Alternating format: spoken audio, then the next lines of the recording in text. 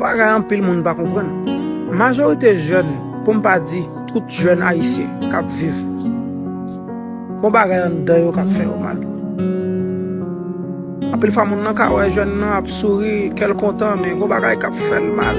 Ou ka wè moun nan manger le boire gen l'argent nan men pour acheter ça le mais kon bagay k'ap fè mal. Parce que pas forcément domaine ou bien aux États-Unis ou dans l'autre pays mais comment famille yo en Haïti. Des fois ça domino. Des fois tout si la en Haïti qu'on pense pas même penser avec. Donc go paquet de bagages qui crée dépression la caille jeune yo ou pas qu'à vivre en paix ou jeune ou à 18, 26, 30, 40 ans ça ou veut réaliser dans vie ou là pas jamais qu'à réaliser parfois aller au monde bon l'âge ou qu'elle sauter. Et l'on a examiné l'on prend nouvelle dans l'autre pays mon a 18 ans, 19 ans, ça a fait au sentir mal. Dépression existe, ou ka manger ou boire à l'aise ben ou mourir dedans.